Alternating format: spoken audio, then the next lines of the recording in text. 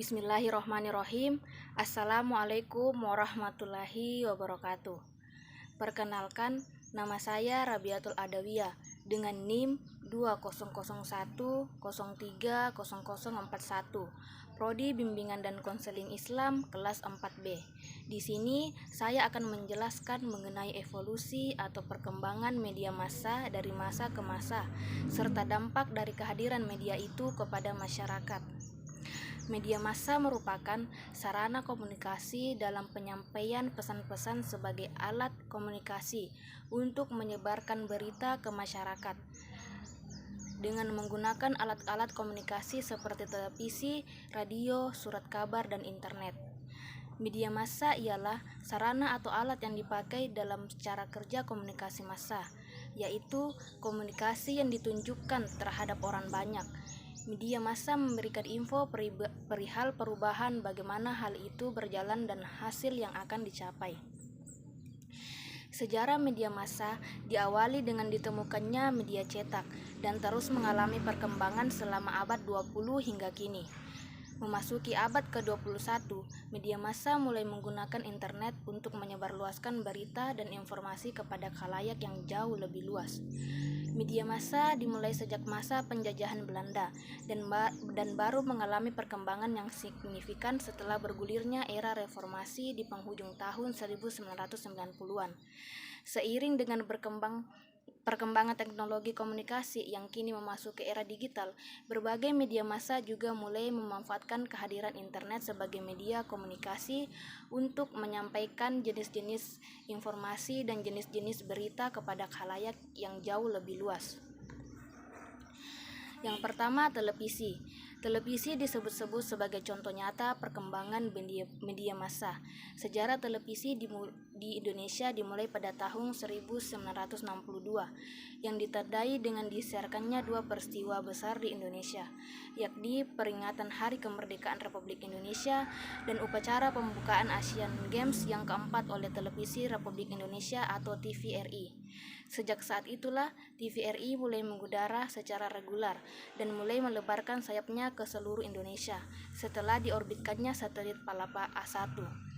Televisi swasta mulai tumbuh setelah stasiun televisi swasta RCTI mulai mengudara secara terbatas di tahun 1988 di penghujung abad ke-20. Semakin berkembangnya teknologi komunikasi telah membawa perubahan dalam transmisi siaran dan jumlah televisi swasta pun mulai bertambah. Sebagian besar wilayah Indonesia dapat dijangkau oleh siaran televisi, merujuk data yang dipublikasikan oleh Dewan Pers hingga tahun 2015. Jumlah stasiun televisi di seluruh Indonesia mencapai 523 stasiun televisi yang mencakup televisi swasta, nasional, dan lokal. Yang kedua, radio. Dibandingkan dengan televisi, sejarah radio di Indonesia memiliki perjalanan yang sangat panjang dan memiliki peran yang sangat penting dalam menyebarluaskan proklamasi kemerdekaan Republik Indonesia. Tercatat bahwa radio siaran pertama didirikan pada tanggal 16 Juli 1925 dengan nama Bataviase Radio Virenigin atau BRV. Sejak saat itu, bermacam-macam stasiun radio swasta bermunculan di berbagai wilayah, dan salah satu yang terbesar karena mendapat subsidi dari pemerintahan Hindia Belanda. Saat itu adalah Nederlands Indiese Radio Imrood Misch atau NIROM. Pada masa kemerdekaan tepatnya tanggal 11 September 1945, para pimpinan radio yang tergabung dalam Perikatan Perkumpulan Radio Ketimuran atau PPRK sepakat mendirikan organisasi radio yang dinamakan Radio Republik Indonesia.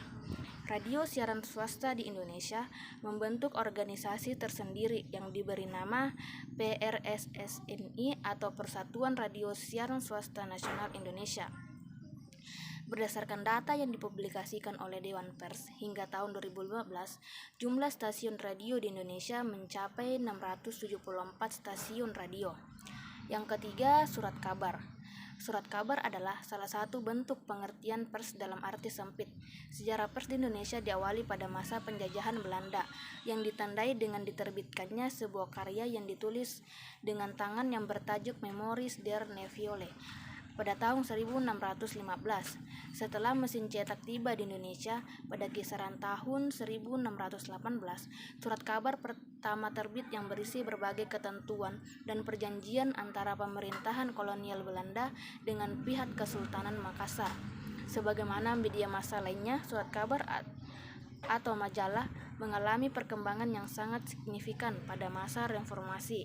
Hal ini dibuktikan dengan data yang dikeluarkan oleh Dewan Pers yang menyebutkan bahwa hingga tahun 2015 jumlah media cetak di Indonesia mencapai total 321 pers cetak baik yang diterbitkan secara harian, mingguan maupun bulanan. Yang keempat, internet. Internet mulai masuk ke Indonesia pada tahun 1990-an. Berdasarkan data yang dipublikasikan oleh Asosiasi Penyelenggaraan Jasa Internet Indonesia, jumlah penggunaan internet Indonesia pada tahun 2016 mencapai 132,7 juta pengguna internet yang menggunakan smartphone atau telepon pintar sebagai perangkat untuk mengakses internet. Sementara itu, jenis konten yang paling sering dikunjungi oleh pengguna internet adalah toko belanja daring. Selain itu, situs media sosial yang sering dikunjungi adalah Facebook. Besarnya minat pengguna internet mengunjungi media sosial dan mencari produk yang dimanfaatkan oleh perusahaan media untuk menyebarkan berbagai informasi melalui media sosial dan mengundang produsen untuk beriklan di situs berita yang dimiliki. Mengikuti perkembangan zaman di era digital seperti sekarang, beberapa stasiun radio maupun televisi pun mulai memanfaatkan internet dalam metode siarannya. Beberapa stasiun radio maupun stasiun televisi di Indonesia menyiarkan secara langsung via internet. Kehadiran internet juga memberikan dampak tersendiri bagi usaha penerbitan pers. Perkembangan teknologi komunikasi yang merambah usaha penerbitan pers menyebabkan alih bentuk surat kabar menjadi digital. Beberapa usaha penerbitan pers tidak mampu menghadapi kehadiran teknologi baru. Para pengiklan lebih suka untuk mempromosikan produknya melalui media digital. Hal ini mengakibatkan berkurangnya pemasukan dari iklan yang selama ini menyokong pertumbuhan surat kabar konvensional. Beberapa usaha penerbitan pers bahkan mengalami kebangkrutan. Hal ini tidak hanya terjadi di Indonesia, melainkan juga terjadi di berbagai negara di dunia. Peran media massa juga tidak bisa terlepas dari fungsi media massa itu sendiri. Media massa berfungsi untuk menginformasikan, mendidik, menghibur, dan pengawasan sosial. Keberhasilan media massa dalam berperan sebagai agen of change dapat dilihat dari pengaruh media massa terhadap individu dan masyarakat. Media tidak hanya dapat mempengaruhi apa yang seseorang telah ketahui, melainkan juga mempengaruhi bagaimana seseorang belajar tentang dunianya dan berinteraksi satu sama lain. Pengaruh media massa meliputi 3 aspek. Yang pertama, aspek kognitif, yang artinya dari tidak tahu menjadi tahu. Yang kedua, aspek afektif, yang berarti dari tidak suka menjadi suka. Dan yang ketiga, aspek konatif, yaitu merubah sikap dan perilaku. Selain merubah sikap menjadi lebih baik, media massa juga merubah budaya suatu masyarakat. Media sosial tidak berhasil mentransformasi praktik komunikasi ke arah media siaran dari satu institusi media yang kebanyakan audiens menjadi praktik komunikasi dialogis antara banyak audiens. Peran media sosial dalam kehidupan manusia yakni sebagai alat berdialog atau interaksi antar manusia dengan menggunakan internet dan teknologi web untuk menjaga tali silaturahmi, saling tukar informasi, dan lain sebagainya. Namun dewasa ini, masyarakat Indonesia pada khususnya telah salah memperlakukan media sosial, di mana para netizen atau pengguna media sosial menyebarkan berita baik yang benar maupun yang hoax. Mungkin itu saja yang dapat saya jelaskan. Kurang dan lebihnya mohon dimaafkan. Wabillahi taufiq wal hidayah. Wassalamualaikum warahmatullahi wabarakatuh.